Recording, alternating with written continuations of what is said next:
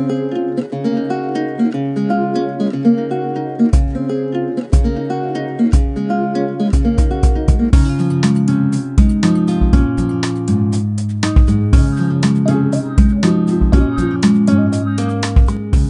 दोस्तों, आप सभी का हमारे YouTube चैनल में स्वागत है। तो दोस्तों, अपने विश्व के भूगोल की कड़ी में जो महाद्वीप है वो कंप्लीट हो गए थे। इसके बाद जो हमारा अगला टॉपिक है उसका नाम है पृथ्वी की आंतरिक संरचना। क्या नाम है? पृथ्वी की आंतरिक संरचना। टॉपिक का नाम हेडिंग डाल लीजिए आप, पृथ्वी की आंतरिक संरचना।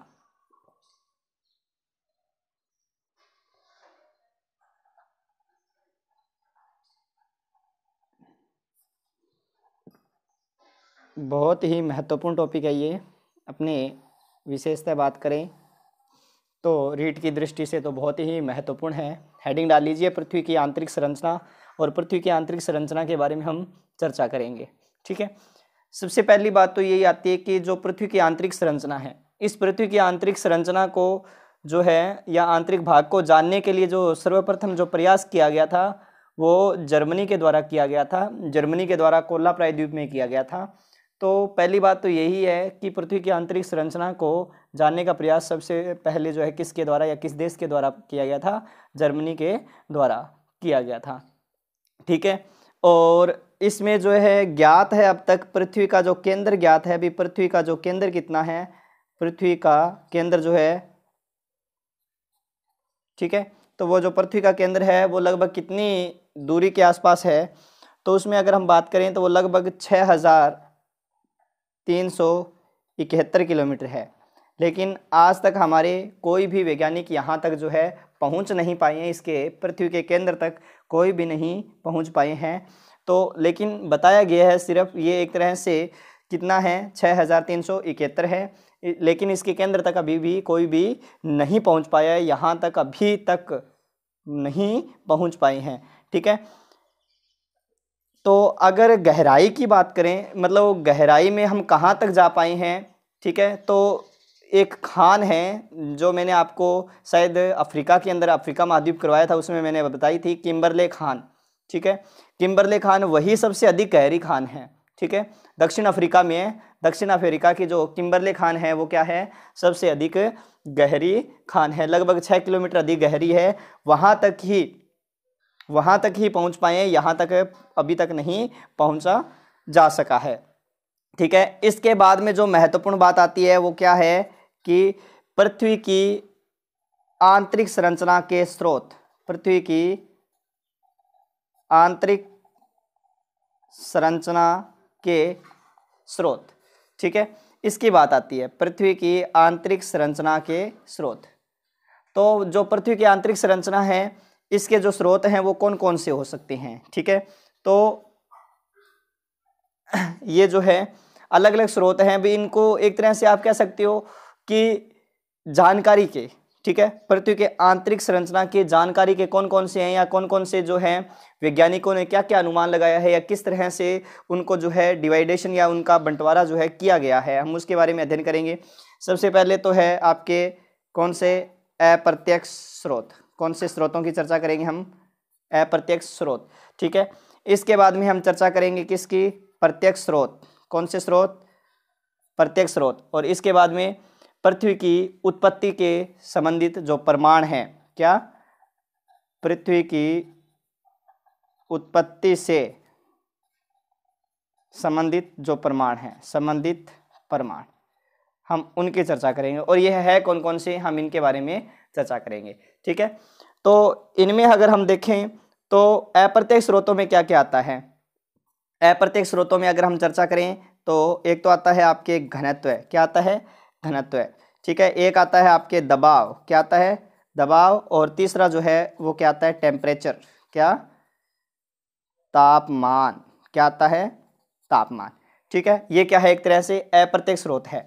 प्रत्यक्ष स्रोतों में अगर हम बात करें तो उसमें एक तो आता है ज्वालामुखी। क्या आता है? ज्वालामुखी। और दूसरा आता है भूकंप विज्ञान। क्या आता है?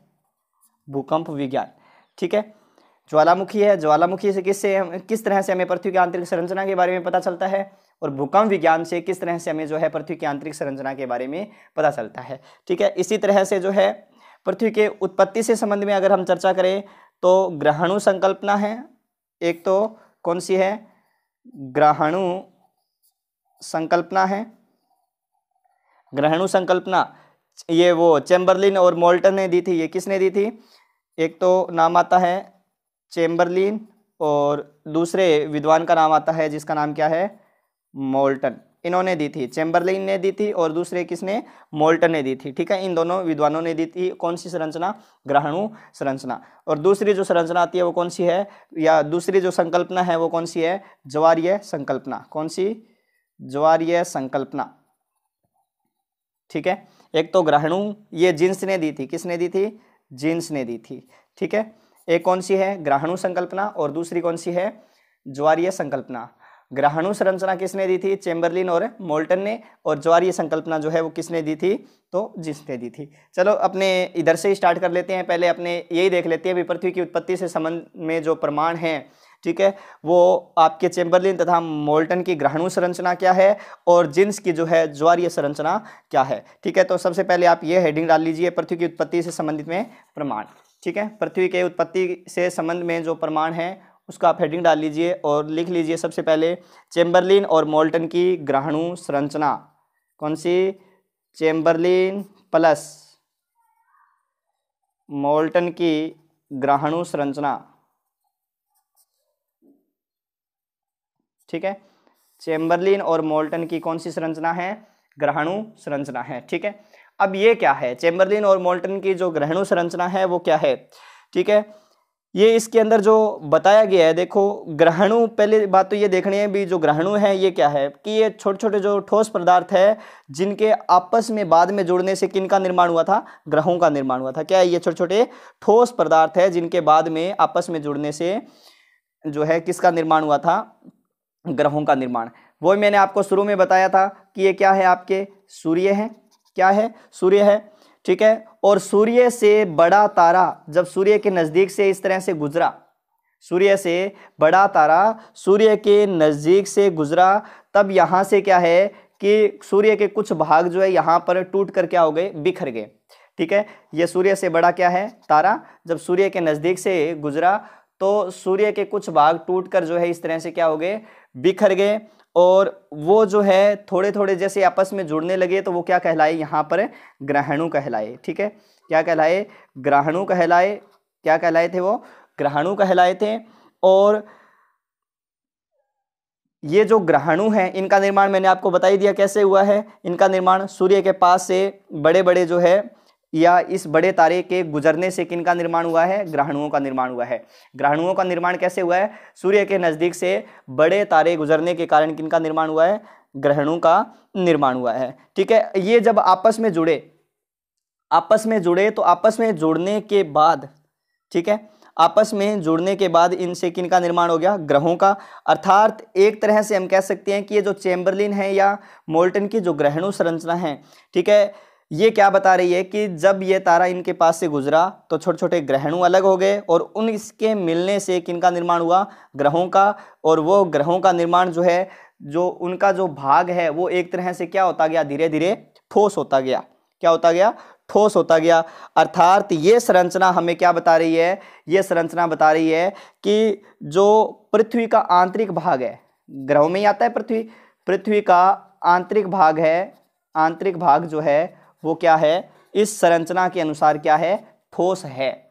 ठीक है, चैम्बरलिन और मोल्टन की ग्रहणु संरचना के अनुसार पृथ्वी का जो आंतरिक भाग है वो क्या है, ठोस है। ये चीज इसमें ध्यान रखना, ये जो है इनकी ग्रहणु संरचना क्या कह रही है। ठीक है, तो ये पृथ्वी के आंतरिक भाग को क्या बता रही है, ठोस बता रही है। अब दूसरा जो है वो जीन्स की ज्वारीय जो है संकल्पना, वो क्या है, किसकी, जीन्स की ज्वारीय संकल्पना। ठीक है, अब वो जो जीन्स की ज्वारीय संकल्पना है ये क्या बता रही है, तो इस जीन्स की ज्वारीय संकल्पना के अनुसार ये वही बात है, ये थोड़ा सा क्या है कि यही बात बता रही है कि ये जो है सूर्य है, क्या है, सूर्य है, इस सूर्य के नज़दीक से क्या गुजरा, बड़ा तारा गुजरा है। ठीक है, सूर्य के नज़दीक से क्या गुजरा, बड़ा तारा गुजरा है, और इसके कारण सूर्य की जो प्लाज्मा जैसी आकृति है वो सूर्य से क्या हो गई, अलग हो गई। इस तरह से जो है आकृति है वो सूर्य से क्या हो गई, अलग हो गई। भी जब सूर्य के नज़दीक से, जिन्स की ज्वारीय संकल्पना बता रहा हूं मैं, सूर्य के नज़दीक से जब बड़ा तारा, इससे भी बड़ा तारा जो है गुजरा, तब क्या हुआ कि इससे जो प्लाज्मा जैसी आकृति है वो सूर्य से क्या हो गई, अलग हो गई। और सूर्य से जो अलग भाग था, सूर्य से जो ये अलग भाग था, ये अलग भाग जो है, इस भाग का ऊपरी जो भाग है वो धीरे धीरे क्या होने लग गया, ठोस होता चला गया, ठोस होता चला गया। ठीक है, ठोस होगा कैसे भी, जैसे मान लो ये जो इसका भाग है ये क्या है, मान लो प्लाज्मा जैसी आकृति है। किसकी आकृति है, प्लाज्मा की मान लो आकृति है। ये जब ये भाग अलग हुआ तो ऊपर से क्या हुआ, धीरे धीरे ठंडा होगा। भी सूर्य आपको पता है गर्म है, अब ये ऊपरी भाग धीरे धीरे क्या हुआ, ठंडा हुआ। तो ऊपरी भाग जैसे धीरे धीरे ठंडा हुआ, तो ठंडा होने के बाद ये जो है ये एक तरह से क्या होता गया, ठोस। ठीक है, ठोस होने के कारण ये क्या हो गया, कठोर हो गया। भी सीधी सी बात है, सूर्य से अलग भाग जो है, या सूर्य से जो अलग भाग हुआ था, इसका ऊपरी भाग, सूर्य से अलग जो भाग हुआ था इसका ऊपरी भाग, ये ऊपरी भाग, ठीक है, ये ऊपरी भाग ठोस होने से क्या हो गया, कठोर होता चला गया। और आंतरिक भाग जो है, मतलब ऊपर तो क्या है कि ठंडा रह गया इसीलिए कठोर होता चला गया, लेकिन जो ये आंतरिक भाग है, ये आंतरिक भाग जो है वो किस में है, किस रूप में रह गया, तो आंतरिक भाग किस रूप में रह गया, द्रव अवस्था में रह गया। सीधी सी बात है, अपने समझने का तरीका यही होना चाहिए कि जीन्स की ज्वारीय संकल्पना के अनुसार पृथ्वी का जो आंतरिक भाग है वो किस अवस्था में है, द्रव अवस्था में है। ठीक है, जीन्स की ज्वारीय संकल्पना के अनुसार पृथ्वी का आंतरिक भाग किस अवस्था में, द्रव अवस्था में है। और चैम्बरलिन और मोल्टन की ग्रहणु संरचना के अनुसार पृथ्वी का जो आंतरिक भाग है वो क्या है, एक तरह से ठोस अवस्था में है। ठीक है, आंतरिक भाग क्या है, ठोस अवस्था में है। विशेषता दो ही है, एक वैसे और आता है छोटा सा, अगर जो निहारिका सिद्धांत है, कौन सा, निहारिका सिद्धांत। ठीक है, कौन सा सिद्धांत है ये, निहारिका जो सिद्धांत है। इस निहारिका सिद्धांत के अनुसार जो निहारिकाओं के द्वारा, ठीक है, निहारिकाओं के द्वारा मतलब निहारिका सिद्धांत के अनुसार किसके द्वारा, निहारिकाओं के द्वारा, टेंशन मत लेना, ये आप कह सकते हो किसके द्वारा, गैस के गोलों के द्वारा। किसके द्वारा, गैस के गोलों के द्वारा क्या बने थे, ग्रह बने थे। ठीक है, गैस के गोलों के द्वारा क्या बने थे, ग्रह बने थे। और कौन से सिद्धांत की बात आ रही है, ये निहारिका, ये इसमें नहीं है, चलो वैसे भी आप ध्यान में रखना थोड़ा सा। और निहारिका सिद्धांत के अनुसार पृथ्वी का जो आंतरिक भाग है, पृथ्वी का आंतरिक भाग जो है वो निहारिका सिद्धांत के अनुसार क्या है, गैसीय है। ठीक है, निहारिका सिद्धांत के अनुसार पृथ्वी का आंतरिक भाग क्या है, गैसीय है। चैम्बरलिन और मोल्टन की ग्रहणु संरचना के अनुसार आंतरिक भाग क्या है, ठोस है। जीन्स की ज्वारीय संकल्पना के अनुसार इसका आंतरिक भाग क्या है, द्रव है। और निहारिका सिद्धांत के अनुसार इसका आंतरिक भाग क्या है, गैसीय है। ठीक है, तो ये थे आपके पृथ्वी की उत्पत्ति से संबंधित में जो प्रमाण है, ग्रहणु संकल्पना है या जो ज्वारीय संकल्पना है। ग्रहणु संकल्पना किसने दी है ये ध्यान रखना है, और ज्वारीय संकल्पना जो है वो किसकी है ये भी आपको ध्यान रखना है। अब इसके बाद में हम चर्चा करते हैं अप्रत्यक्ष प्रमाण की। किसकी, अप्रत्यक्ष प्रमाण। अप्रत्यक्ष प्रमाण में क्या क्या है, देखो, अप्रत्यक्ष प्रमाण। ठीक है, ये जो अप्रत्यक्ष प्रमाण है इसमें किस किस की चर्चा करेंगे, देखो। तो इसमें सबसे पहले मैंने आपको बताया था क्या, घनत्व। अप्रत्यक्ष प्रमाण में मैंने आपको क्या बताया था, साथ साथ में पहला जो बताया था वो क्या बताया था, घनत्व। ठीक है, घनत्व, जो ये घनत्व है, ठीक है, डेंसिटी। घनत्व क्या होता है, ये घनत्व जो है एक तो द्रव्यमान और आयतन, द्रव्यमान और आयतन का क्या होता है, अनुपात। द्रव्यमान और आयतन का क्या होता है, अनुपात होता है।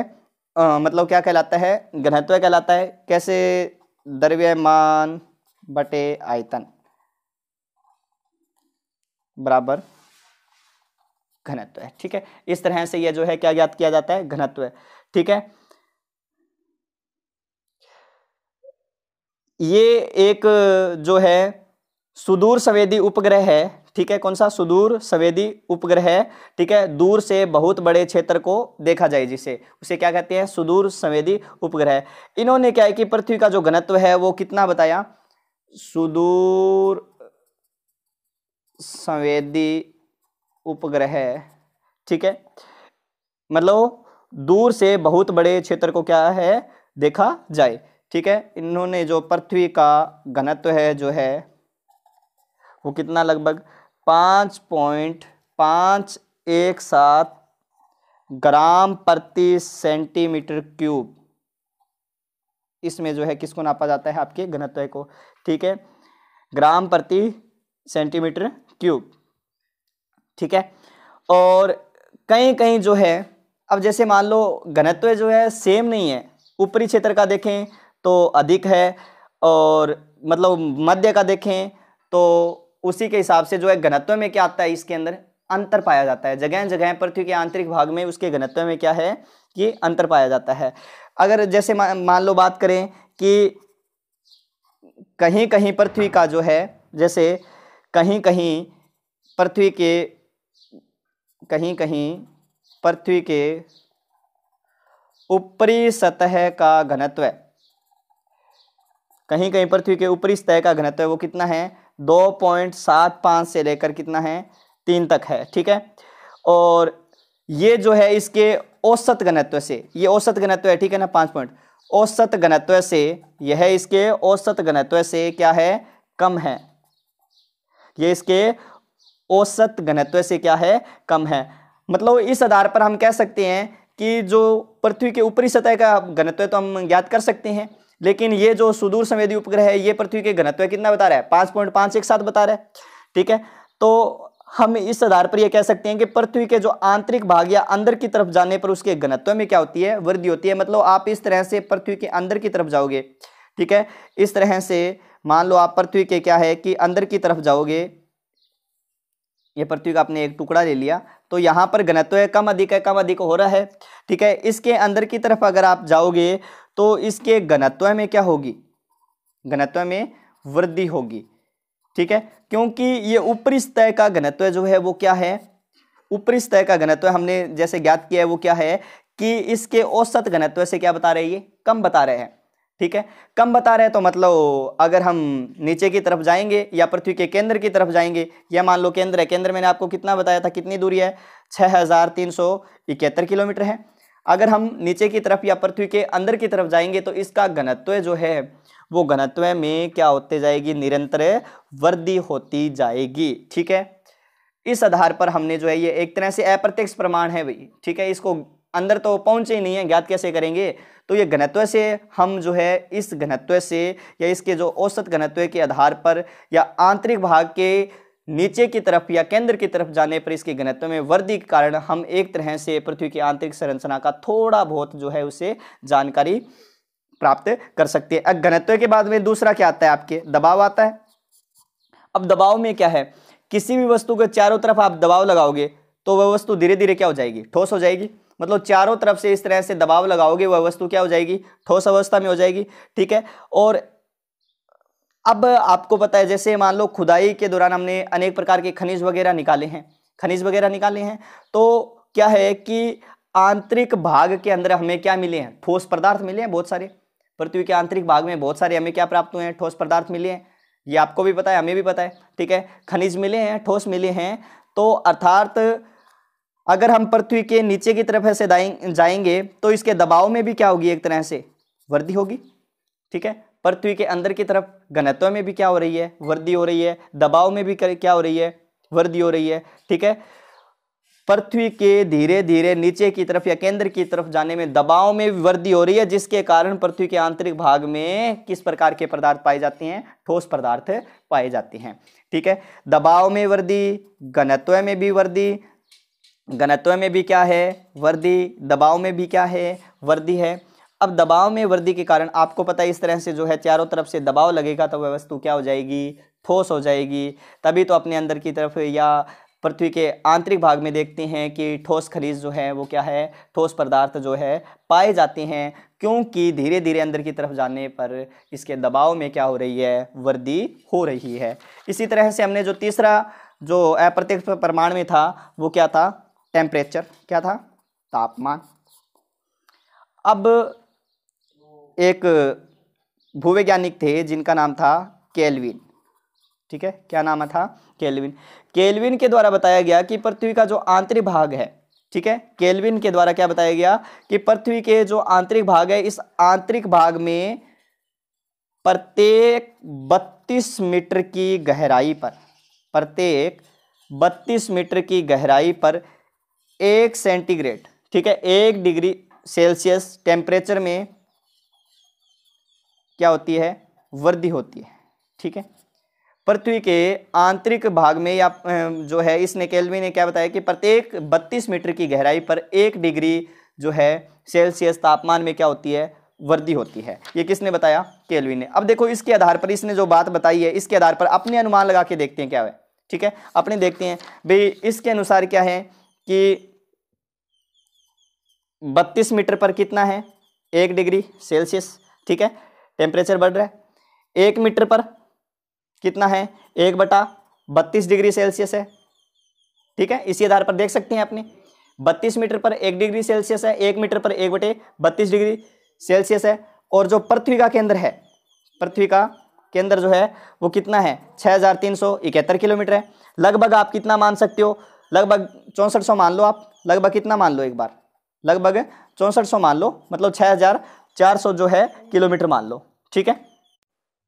मतलब बता दिया पृथ्वी का केंद्र कितना है, 6371 किलोमीटर, लगभग मतलब अपने लगभग ले लेते हैं कितना, 6400 किलोमीटर। तो अगर अब आगे देखें तो 6400 किलोमीटर बराबर कितना, 1/32 इंटू 6400। अब इस 6400 को ये क्या है कि मीटर में है, तो इसको मीटर में परिवर्तित करने के लिए कितनी जीरो लगा दें, 3 जीरो लगा दें। अब 32 दूंगा 64, 2 पर कट रहा है, तो इसके बाद में ये कितनी जीरो लगाएं इस पर, 1 2 3 4 5, 1 2 3 4 5। अगर हम केल्विन की बात माने तो ये लगभग कितना आ रहा है, 2 लाख, कितना आ रहा है, 2 लाख आ रहा है, ठीक है। तो केल्विन की अगर हम बात माने तो केल्विन के अनुसार जो पृथ्वी के आंतरिक भाग का जो तापमान है वो लगभग कितना होना चाहिए, 2 लाख डिग्री सेल्सियस होना चाहिए, ठीक है, 2 लाख डिग्री सेल्सियस होना चाहिए। अगर यहाँ पर हम किसकी बात माने, केल्विन की बात माने, तो पृथ्वी के आंतरिक भाग का जो टेम्परेचर है वो कितना होना चाहिए, 2 लाख डिग्री सेल्सियस होना चाहिए, ठीक है। किसकी बात है, केल्विन की अगर बात माने। ये सही नहीं हो सकता। अगर चलो मान लिए एक बार अगर हम मान ही लेते हैं भी, केल्विन क्या कह रहा है कि केल्विन महोदय जी कह रहे हैं कि 2 लाख सेंटी जो है 2 लाख डिग्री सेल्सियस है इसका टेम्परेचर, मान लिया। अब देखो आपको पता है कि एक पृथ्वी के अंदर धातु पाई जाती है टंगस्टन, कौन सी, टंगस्टन। एक बार केल्विन की बात मान लेता हूं मैं, तो अब यहां पर आप देखो कि टंगस्टन जो पृथ्वी के अंदर पाया जाता है, होता है ना, ये जो है ये सबसे अधिक गलनांक होता है इसका, ठीक है। टंगस्टन का ऐसी धातु है जिसका क्या होता है, सबसे अधिक गलनांक होता है। और इसका जो ये लगभग जो है आपके 3150 डिग्री सेल्सियस टेम्परेचर पर, ठीक है, ये क्या हो जाती है, एक तरह से कह सकते हो पिघल जाती है।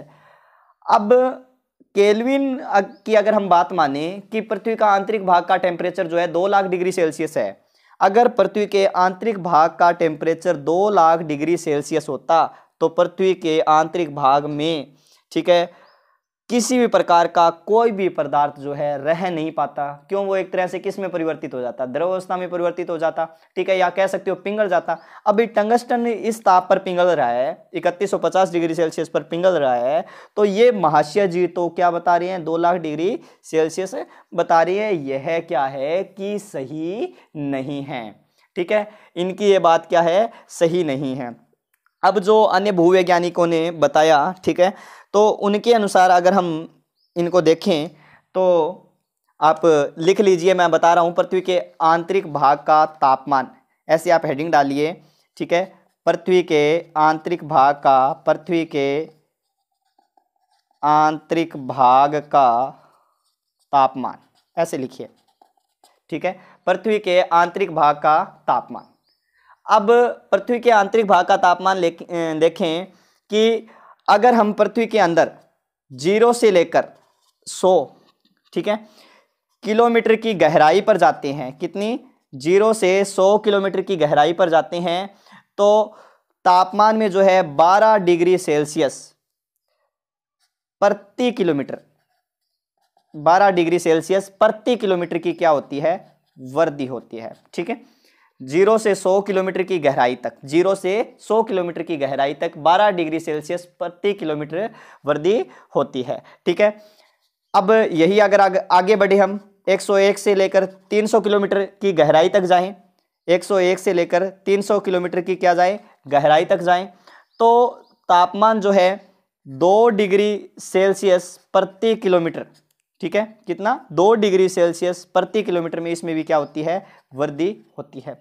ठीक है, अगर हम 301 से, ठीक है, 301 से लेकर केंद्र तक जाएं, कहां तक है, 301 से लेकर कहां तक जाएं, अपने केंद्र तक जाएं, तो जो तापमान है उसमें 1 डिग्री सेल्सियस प्रति किलोमीटर की दर से क्या है कि ये टेम्परेचर जो है वो क्या होता है, बढ़ता है, या इस तापमान में क्या होती है, वृद्धि होती है। अर्थात अगर हम इस आधार पर अपने देखें तो इस आधार पर अपने कह सकते हैं कि अगर भूपृष्ठ से, कहाँ से, भूपृष्ठ से अगर हम कहाँ जाते हैं, केंद्र की तरफ जाते हैं, तो तापमान में क्या होती है, तापमान में क्या होती है, वृद्धि होती है। ठीक है, तापमान में क्या होती है, वृद्धि होती है, भी जो है तापमान में वृद्धि होती है भी। अगर हम भूपृष्ठ से केंद्र की तरफ जाएं इस आधार पर, तो तापमान में क्या होती है, वृद्धि होती है, लेकिन तापमान वृद्धि दर जो है, ये देखो 12.21 तापमान वृद्धि दर, तो लिखिए तापमान वृद्धि दर, ये क्या होता है, कम होता है। तापमान में तो वृद्धि हो रही है और पृथ्वी के अंदर की तरफ जाने पर तापमान जो वृद्धि दर है वो क्या हो रहा है, आपके यहाँ कम हो रहा है। तापमान में वृद्धि, किंतु तापमान वृद्धि दर क्या हो रहा है, यहाँ कम हो रहा है। तो इस चीज़ का आप ध्यान रखना। तो दोस्तों आज के लिए इतना ही। अब अपने जो प्रत्यक्ष स्रोत हैं वो पढ़ेंगे अपनी अगली क्लास में। तब तक के लिए आपका बहुत बहुत धन्यवाद। अगर आपको हमारा वीडियो पसंद आया है तो लाइक कीजिए, शेयर कीजिए और हमें कमेंट करके बताइए कि आपको ये हमारा वीडियो कैसा लगा। तो दोस्तों धन्यवाद, आज के लिए इतना ही।